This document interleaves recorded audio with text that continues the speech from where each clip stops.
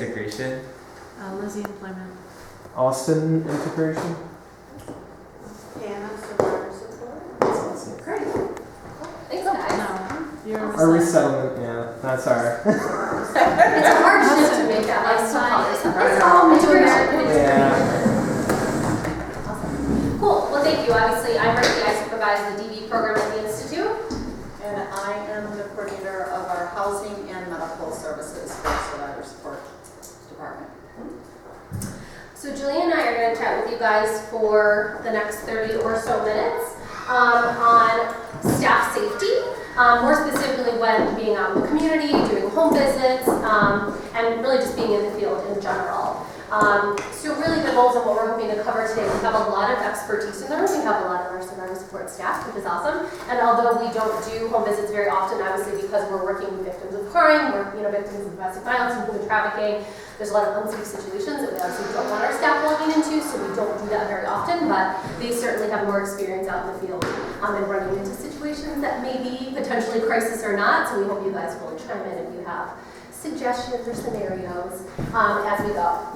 And really, so we'll go through kind of recognizing some of the red flags, and a lot of it is pretty obvious stuff. You're going to say, Julie and Ricky, duh, like of course we know if there's a weapon in the house, don't go and stuff like that. But really what we know about crisis situations that pop up, we can't of course prevent that crisis, that fire, that shooting. We can't prevent any of that, but what we can do is kind of know what our neurological response is going to look like, and then be prepared, right? One of the biggest things is being prepared for what may happen and what you can do in response to those situations. So what we know about our brain is that when a crisis happens, whether you're walking down the street or walking into a house, right, your brain first is looking and scanning for what, right, might be a crisis situation. In that moment, whether you hear screaming or a gunshot or whatever that is, your brain is initially saying, is this really happening? It's a little bit in denial. It's trying to confirm, and it's waiting for other factors to really confirm, like this is happening or this isn't happening. Then your brain is going to deliberate. It's going to go through the options. Once it's confirmed, yeah, this is a crisis, it's going to decide, am I going to fight or flight, essentially? And that's when what we're going to talk to you about is going to be important. So having a plan in place, it's better, right, if that plan is in place when the emergency happens, because then your brain can run down, right, I have these 3 or these 4 or whatever options that I have this plan. So focusing on that. And then after that, your brain is going to make a decision, usually, right? And that's important, and depending on you remaining some level of calm in that situation, what we know is that once your heart rate goes above 175 beats per minute, your body tends to kind of shut down. So being able to make those decisions is less likely if you're really in such an elevated rate that you can't think clearly, essentially. So kind of remaining calm and trying to breathe will help you in figuring out what that plan is and then making a decision moving forward. And you guys feel free to stop us if you have questions or anything is unclear as we go. So, some of the things we've kind of broken this down into like some stages of like before the home visit, during the home visit, and then after the home visit with debriefing and things like that. So prior going into the homes, we kind of want folks, and hopefully some of us do this, but I'll be honest, some of us don't do this. We're really, paying attention to the neighborhood that we're going into. I'm born and raised in Buffalo. I feel like I have a great sense of like the east side, the west side. I've been exposed to many different communities throughout my entire youth and adulthood. But do I really take the time to pay attention to where I'm going? Not necessarily. So I think that that's a good thing to do, is just to kind of, pay attention. Has there been something in the newspaper, or have you heard things, or have friends or peers talked to you about, specific things going on in that neighborhood? So this is a really big one that to really be talking within your department, and so that someone knows when you are conducting a home visit. It does not have to be in person, it can be on your calendar, but so that something is there. So it states home visit, the address, who you're going to see, what client, whether it's in integration, whether it's in trafficking, whatever, about who the client is. And then make sure that you have a time set. So that's something that is really important, that there is a time around this visit. So, you know, if it's something where you think it's going to be a half hour or an hour, that's on your calendar, so that if you're gone for an extended period of times, one of your colleagues or someone in the office isn't like, Brad went out on a home visit and there was nothing after that home visit and she hasn't come back yet. And then Ricky has a great thing that she does with her folks, and I think that this is really a good point, is to text them, to text in with your supervisor. Like, I'm here, I've arrived, and maybe when I'm on my way out. So that if something happens where you don't come back to the office, it's very well known, and I think that that's something that we should really be, all should be doing. I think we work in an environment that's extremely open and friendly and polite, but we could often be in different circumstances out in the community. And while I think it's great to, you know, always think that everyone has the best intentions and that everyone is good, that it's just a good habit, I think, to get into with a quick text.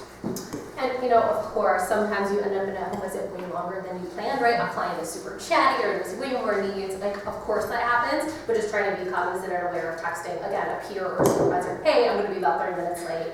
You know, that way, again, they know. Or the supervisor saying, wait a minute, they're about 30 minutes late. Let me just check to make sure they're okay. Yeah. So again, how are you dressed? How are you, you know, going into this? You know, are you visiting somebody that's on a third floor walk up? You know, do you have flats on? Do you have high heels on? Just things like that to be aware of as far as how you're dressed, and maybe not to be bringing a big bag and things like that. Again, sometimes when we go into neighborhoods, again, we want to always think the best, but kind of having simple and being able to kind of grab your whatever you need for the visit, and that's about it. Yeah. Obviously, we don't want to stick out a super amount, and we just want to be aware of what, you know, needs to happen if we need to flee quickly. So just being cognizant of your choices for that reason. And I'm probably the worst offender because I wear heels, and I remember Amy always telling me when I was doing you can't run in those. Yes, I can. You can't. So you're saying that when you're going into the home, that really you don't want to be carrying a bunch of Yeah. You don't want to be weighed down with like a ton of stuff, or having to get a big bag and you know, like as Ricky was saying, you know, 3-inch heels on. I know I can't run in high heels, so. Not baggy clothes where people can grab, or kids can grab to keep you, or an animal could grab, you know, that kind of stuff. Just limit as much as possible, you know, maybe a smaller purse or just a binder, just kind of limit as much as possible what you're bringing. And that's for pest stuff too. I mean, that's really kind of includes everything. Of course, we really want to only be doing home visits during 9 to 4. I know that maybe sometimes for some other departments, but you know, first of all, that's when your supervisor is available. It's daylight, things like that. We really want to be trying to stick to during the daytimes.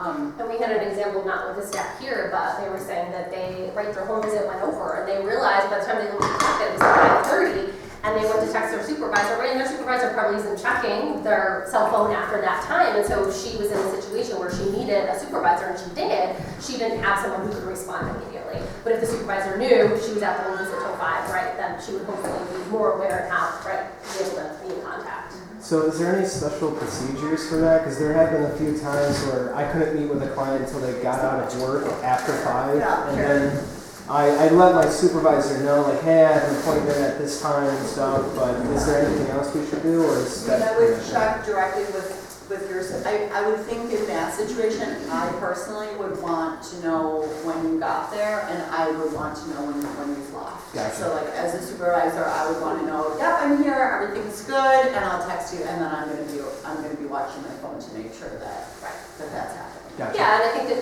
the client's clear on the expectations. I'm only planning to be here for 30 minutes, and like setting that up front and saying to your supervisor, like, my plan is only 30 minutes, and this is what it should be, and then, you know, that doesn't happen. Okay. Yeah, like when you say like when you go for visitation and you write like where you're going to visit and address, I think there is something like I didn't hear where you say trafficking or what? Something you mentioned before. Like, like, maybe I didn't hear what like you say, like you write what class is. So like in your calendar, right, like the address, the client you're seeing, or like we use initials. So like we use initials so that someone, if they needed to, they could find out who that client was. And then the time, like how long you expect to be at that visit.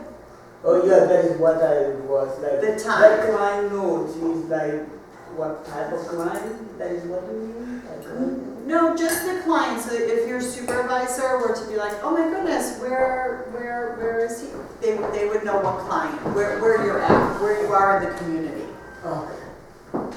So with something like the Hello Volunteers, would you recommend that they like text me every time they're going to a client's house? Like what do you think a good protocol would be with that? I mean, Yeah. I know that it's Yeah. probably It's huge, tough, yeah. but like, you don't always know where they're, like, no one knows where they're going, right? Yeah. Like, you know where they're going, but we don't know these people at all, right? Because like I meet with them on the very first the meeting between the volunteer and the client, or like the or case manager will go and facilitate that meeting. But then after that, they're kind of just on their Maybe own. they can let somebody know, like they would be outside of work, because that's odd hours. Yeah. At least somebody can check on them. Oh, that's a good idea. Like a family Yeah. member, a roommate, or something. Friend, parent, Yeah. whatever, Yeah. spouse. Because, right, because it might be after hours or on the weekends, right, that they're going, so yeah. Yeah, it could be any. But someone should know where they are. Right. Yeah. And then that person, if there's a problem, they can then reach you to know where to go. Right. Or maybe they can share the location with them. Because it's hard with hello. Yeah.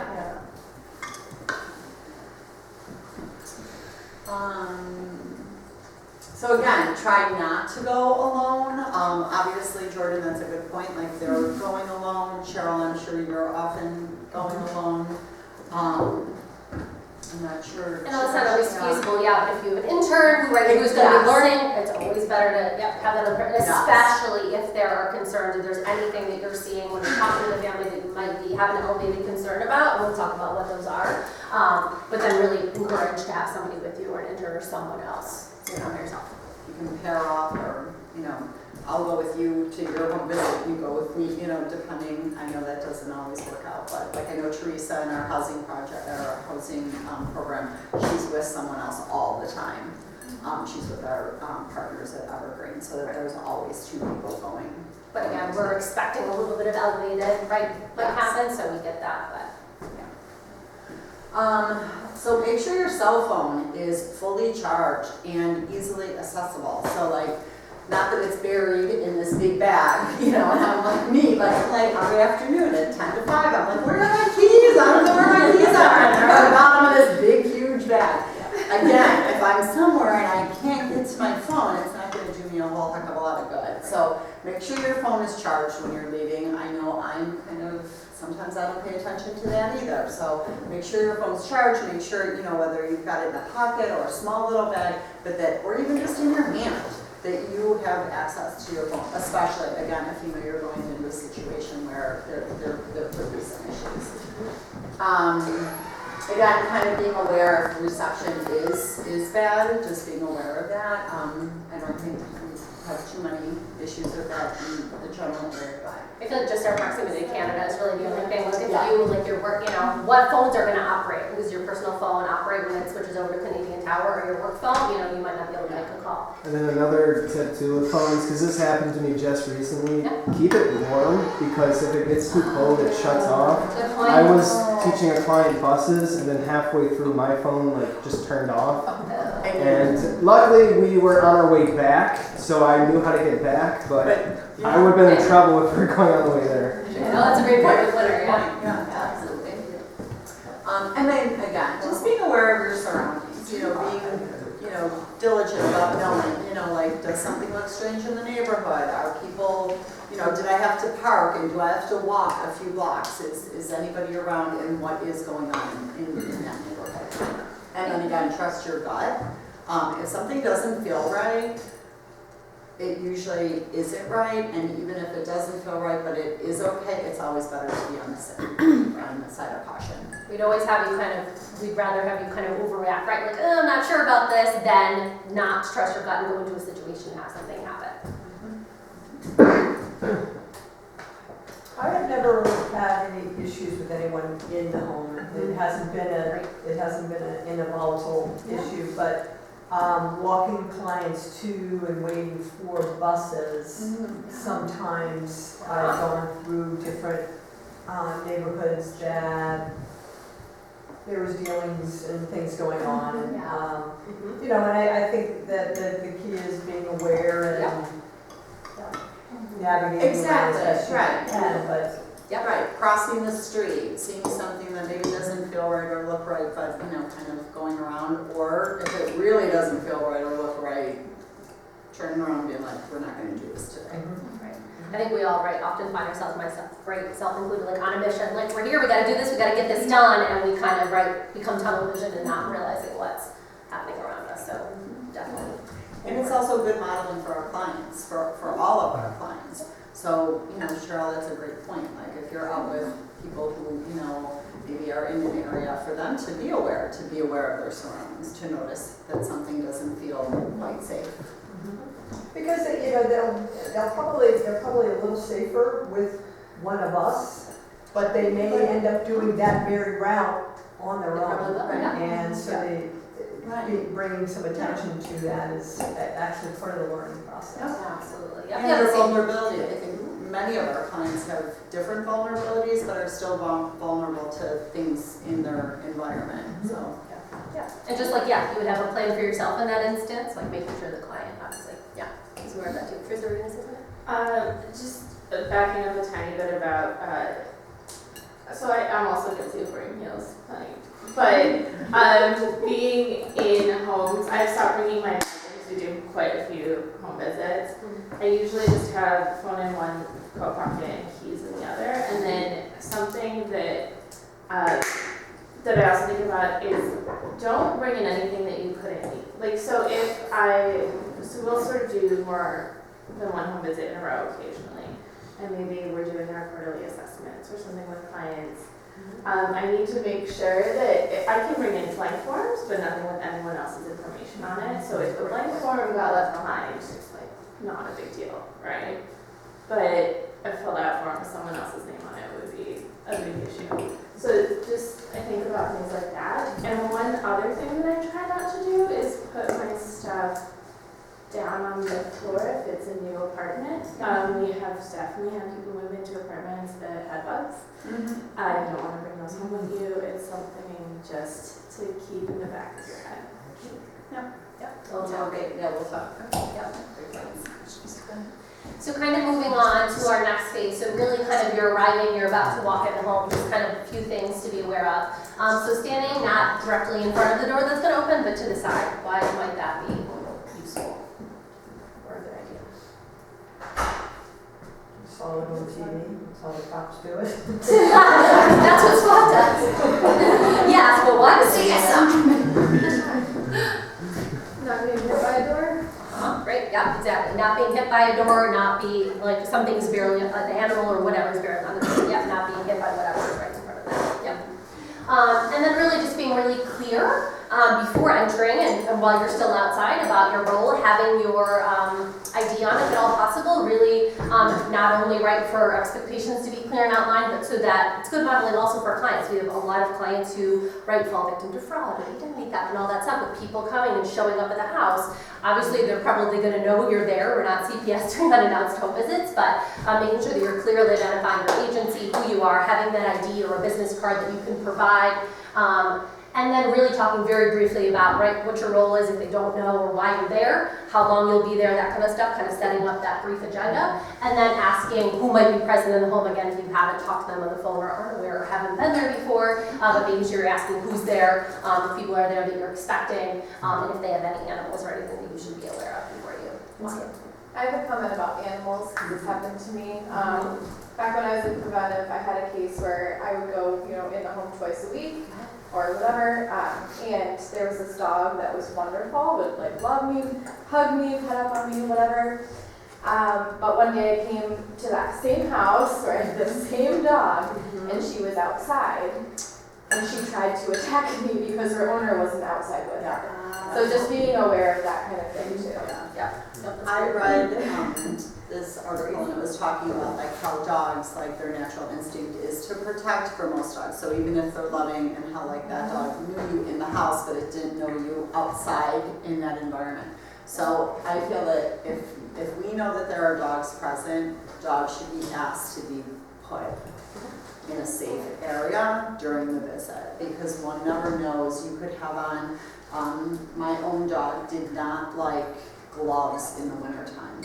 So if I was walking her, she was a golden retriever, super friendly, but if people went like this with dark gloves on, she wouldn't growl at them, but she raised her lip. And so I just think that if we're going into homes with dogs, one never knows how a dog is going to react to people coming into their territory.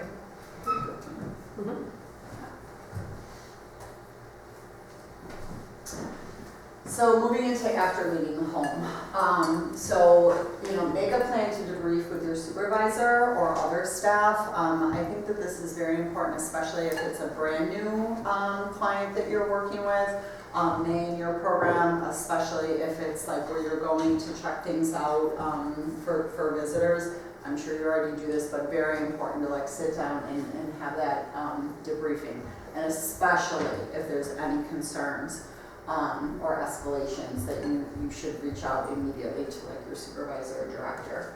And then of course, due to mandated reporting requirements, again, we talked about that during the mandated reporting training, that everyone here is a mandated reporter to discuss anything that you feel may, or even if it does not need to be, let your supervisor decide whether something needs to be. So especially if you're in a house where you may be, there might be children in the house, you might see things that might be considered unsanitary, or if you're observing anything that might be of the neglect, please make sure that you're talking about that.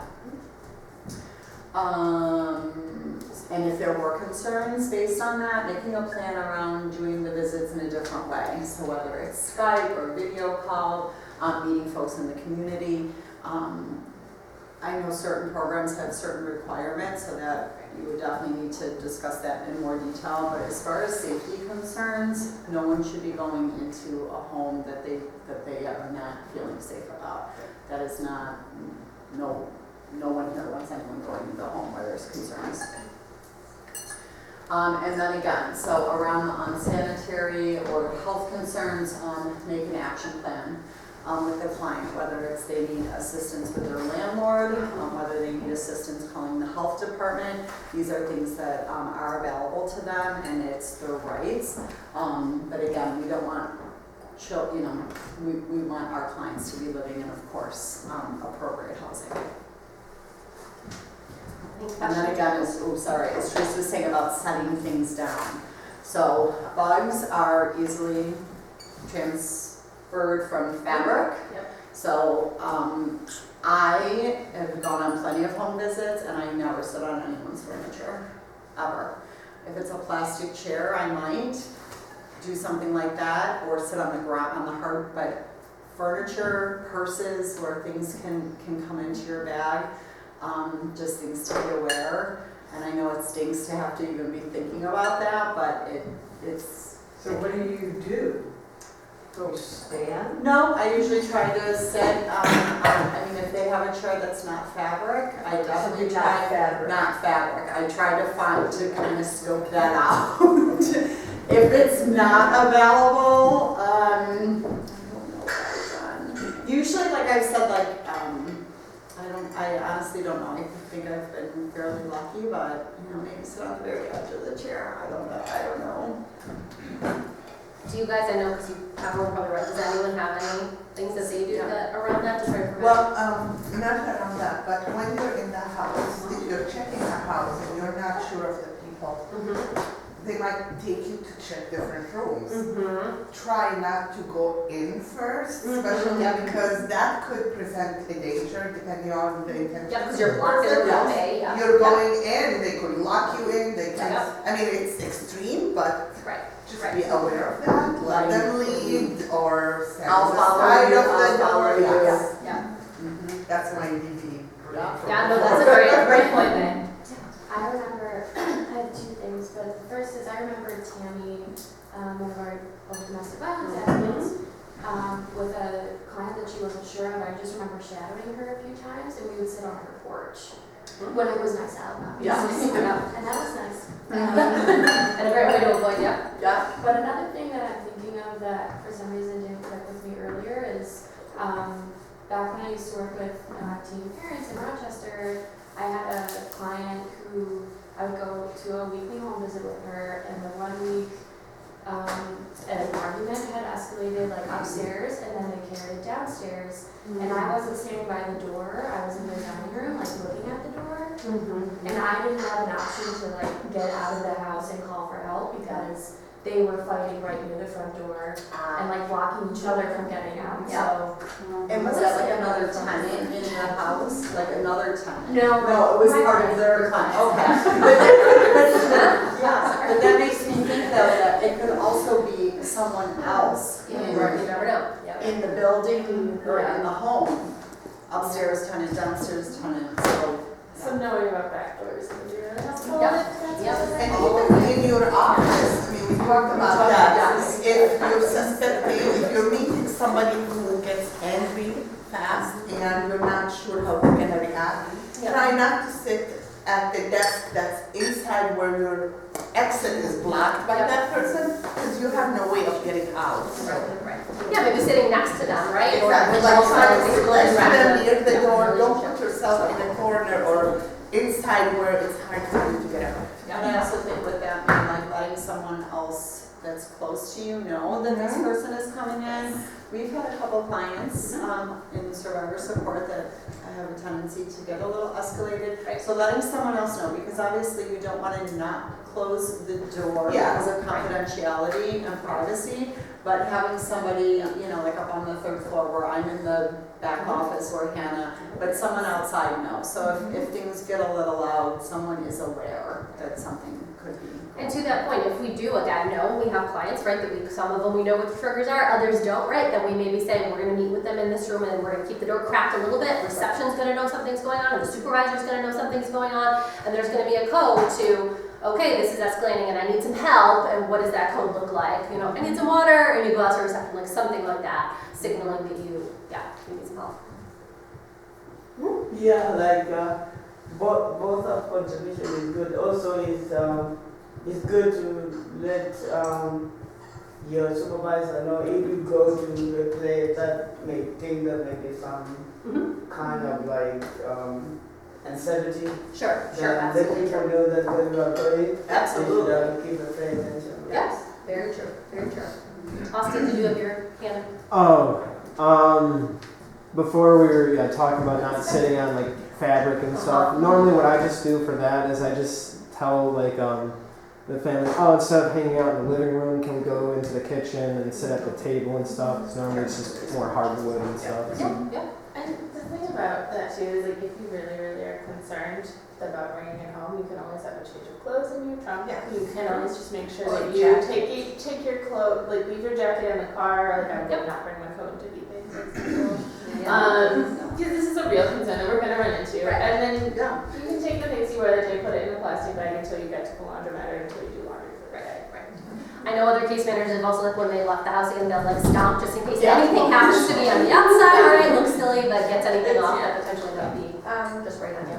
Mary from Vive actually said that you should always have your pant legs tucked into boots or something like that. Oh, that's smart. That makes That's it smart. harder to just call up. Yeah, that's a great idea. I have a bug thing, so like for me, like that is something like I do not want bugs in my house. I have these ones and it literally was insane. It's insane. Also, like I think that for some client that you are not afraid of, okay, but some client you are not sure them, I think it would be good to have maintain distance while you are maintaining your safety on when you take your bag. And to keep distance in case there is something that you have to talk to it out. Sure. Yeah. All right, so you're just gonna go over a couple couple common questions kind of that we knew or we thought might come up, especially from folks that were not here. So kind of hoping to kind of go through and brainstorm those together. So, right, if you see something or notice something in the home that, oh shoot, wait, this doesn't look good, I need to leave, right? Abruptly just getting up and running out of the house where it doesn't look right. So what would you do? Is there some excuses or something that you can come up with, or what would you perhaps say in that instance? If you're feeling like your gut is saying, this doesn't feel good, what would you perhaps say to kind of get yourself out of that? What might be acceptable? You can pretend you got a message. Yeah, From your phone. Yeah, look at your phone, my That's phone. why, again, kind of having that quick access, Yep. like Teresa was saying, it's right in my pocket. Oh, It was oh my better. goodness, we'll start, right. Yep. But if you don't have your phone or it's not charged, you're like, where is my Yeah. phone? Yeah. I think also like when you see that situation, you say, okay, I forgot something in the car. Mm-hmm. Like, then later on, Yeah.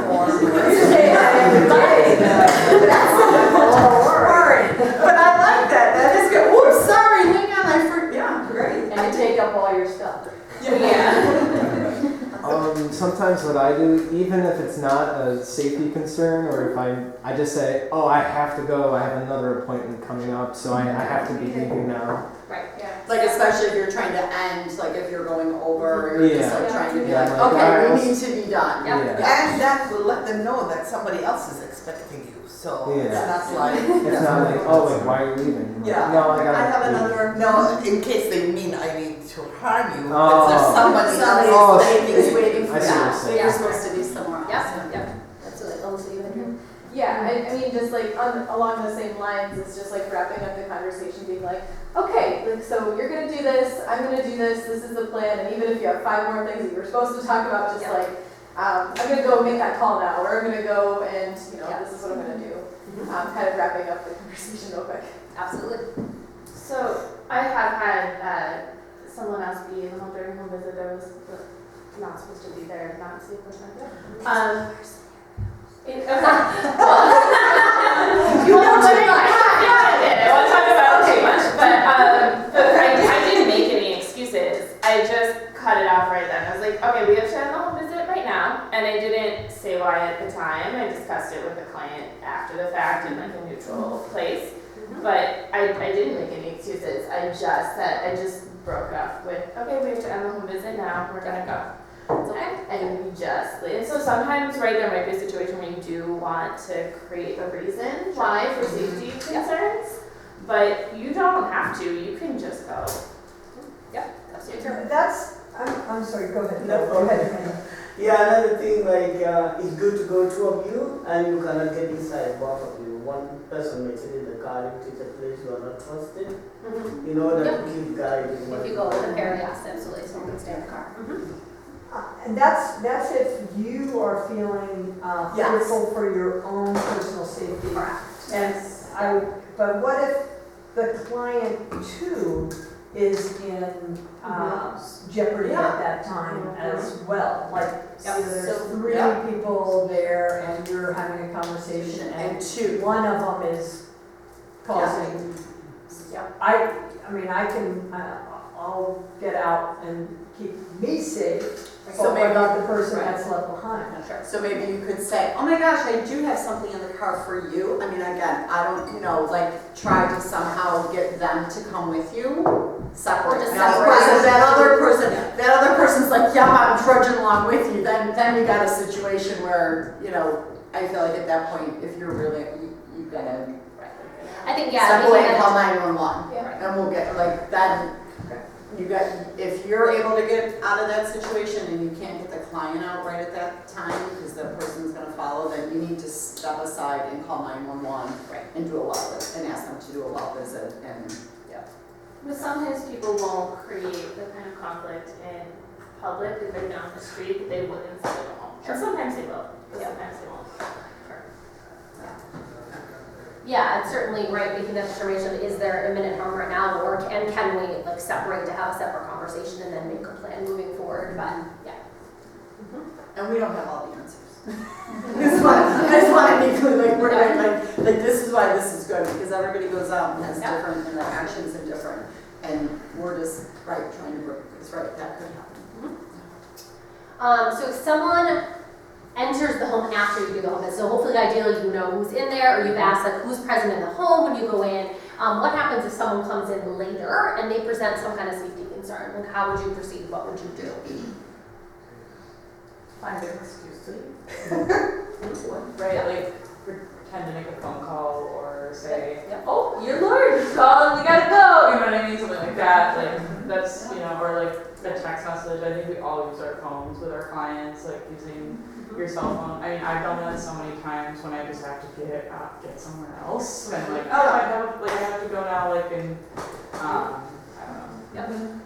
Do you mean someone may come later on and you may be afraid of it? Well, yes and no. Yeah, is that person threatening, or maybe that person's not threatening, but they just weren't supposed to be there? Those could be, right? Those are two different situations. And what would you do in each one of them? So I think I talked about like the one, like, they weren't really in immediate danger of the client, we just left. But, and this may not work for all of your clients, but if you can write on your phone for clients who can read and comprehend English, like, are you safe? It's good. Some of us might have translators on our phone. Yeah. Just do if it's safe to pass along a quiet message like that, even just in a notes app where they can respond. I guess depending on who this third party is or whatever, you could just say, sorry, like I'm having an appointment with this person, my client. Some of the information is confidential. Can you please wait until we're finished? That's a good idea, right? Asking that person, can you just give us like 5 more minutes or 10 more minutes? And then also too, that would wrap up your time. If that person is willing to just give you 5 minutes, and then if they leave, you could ask the person, is everything okay? Yeah. Right. Yeah, that is a good idea. And keep watching on how the person will react and what you may intend. Sure. I think that would just be always like a good idea to follow up afterwards, like if you do end up having to leave, and you might not be able to say to the client in that situation, like, I'm leaving because I don't want to say anything in front of this person. Or to protect your confidentiality. Right, Absolutely. to follow up with a phone call or at your next meeting, say, like, this is why I had to do this. I was trying to keep you safe, keep myself safe. Sure. Yeah, absolutely great. And then lastly, kind of let's talk through what raises to level. So, right, so what is something that's urgent and is really a safety concern for you that you need to get out right now or call 911 versus what is not? So what would we say are absolutely urgent safety concerns for yourself? Weapons? Yep, there's a gun. Weapons, right. Yep, you see a gun, there's a gun, yep. That's all right. You go into someone's house and there's something that is out exposed on the table. You leave. Yep. Leave. Yep. What else? If you can't leave, then you're probably trying to call 911. Yep. Yep. Yep. Any physical contact with someone that you shouldn't be having physical contact with. Conversations that turn into arguments, heated arguments. Yep. I mean, I think everyone knows what a heated argument is versus a. Yeah. Right. Correct. Maybe. Right. I think discussion. Yeah. I think if someone is like even approaching you in your own personal space and being aggressive and bringing on conversations that are where they're definitely escalating, that's. Yep. And we'll talk kind of very briefly too at the end of kind of what to do if that happens. Like if there's some escalation, how do you perhaps de-escalate? Again, if it's not to the point of you like gotta get out now, but like how would you, if things are just like verbally, like the person's a little upset, what would you do? Kind of thing. Anything else? Yeah, I'd say if somebody is drunk or on drugs and they're being belligerent and there are children in the home, like that's a safety concern for the children and yourself. Yes. Especially if they're getting in your personal space or somebody else's personal space. They look like if you left, they might hurt somebody. Yep. Great point. Yes, absolutely. I'm thinking this scenario could get whoever the threatened party is, like to be outside with you, maybe you're safely in the car, but there's still danger in the home for your client. Yep. You want to make sure that you have a safe plan, and maybe that's calling them. Yeah, and having them do a wall check. Yep. Exactly, leaving it up to the authorities to do that wall check. Yeah, another one is like when there is arguing and swearing and kind of threatening. Yep. Yeah. If it raises to level, absolutely. Yep. Anything else we missed? I think just if you're in a situation with like the underscore that says like how would you do it safely, like if you're worried that calling 911 is gonna make the risk greater, like Yep, having your supervisor know where you are, like if you can text them, say, I'm not safe, please yep, yep. alert someone, Mhm. would be a better way to do it if you don't feel like you can sit You back can in the room. Right. Or Yeah. you can hit a number, Yeah. like you just hit the number and don't say anything. They can hear the conversation. Yeah. So you're Yeah. just So pushing a somebody button here and they needs can to hear hear what's going on. Yes. Right? And there's also tips with, I'm sorry. I'm not sure if this is accurate, but a lot of 911 providers can do texts. Yeah, they Actually, can, yeah. Yep, and same with like iPhone specifically, like if you hit the full home button 5 times, that calls 911, so like you're not actually having to go in and unlock your phone or whatever that looks Wait. like. And How do you text 911? Do you like type in 911 and then text them? Yep. Never heard of that. That's good to know. Yeah, another thing, like if you see the situation is tense and there's no way you think you can control it, you just get out slowly and you call right away. Because like if you keep that second call, they knew that you are going to call something like 911. Right. One of them may turn on you. Right, yep, that's So, like, absolutely what's what that? happening. Yep. Any other ones? Good job, we covered most of them. Cool, alright. Alright, so the assessment of client living space. So we've kind of briefly talked about a lot of these things as we've gone on, but do you need to walk upstairs? Do you need to get in an elevator? Is this a big building? Just again, being aware of your surroundings. Our common space is well lit, so you're going into maybe an apartment building, it's 4:30, it's in the winter time, and it's getting dark, and you're noticing, geez, nothing's really lit up too well. Something to be aware of. We talked briefly, May was talking about let the client lead or whoever you're visiting lead. Don't walk into rooms where you can get closed in by yourself first, so that bathroom, bedrooms. And we do talk about kitchens, not so much in Austin like what you're doing with resettlement, but with DV or HT clients, we really try to stay out of kitchens, and it's just because there's knives and things. Nice. And things are escalating. Yeah, but definitely the rooms where things can be closed. Our exits, are you aware? If someone does come into the apartment that does seem unsafe, is there a back door? Are you aware visually of these spaces? Again, we've talked about Along those lines. Yeah. What I've done before in the past is been like, hey, for security reasons, I need to check your doors and your locks to make sure that they work. Of course, that was when I was in preventive and had more of a reason to do that. Yeah. But anyways, that way you knew where all of the exits were. Great plan. Yep. Good. Yep. Great plan. Again, we've talked about this before, but who's going to be there? Who do you expect to be in this home when you get there? Children, parents, other relatives. Again, the pets. Being aware of that. Client family members, are they known to be involved in different criminal activities? That's just something like, again, we might not have that information, but with some of our clients we do, and to be aware of that. Is there increased risk of disease, infection, or pests in the home environment? So if somebody's, talking to you and they need to get in touch with their landlord because they have a rat infestation, again, just something to be aware of. Again, the weapons, are they known to have weapons? Again, we don't always know that, but sometimes there might be a concern around that. And then we've talked a little bit again, setting aside an agenda, a time frame. This is what we're here for. These are the things, the purpose of the meeting. And then, of course, if you feel unsafe. And also, if the argument escalates, just end the conversation, pick another time or place to meet, because it's gonna just lead to more. Yep. Okay, we're gonna run through these pretty quick, but again, because we've talked about these, but just really reiterating, so what is an increased risk in the home? So obviously if there's substances, people are using substances, drugs and alcohol in the home, that you see that, right, that that's happening, or they've seen that they're, right, intoxicated, et cetera.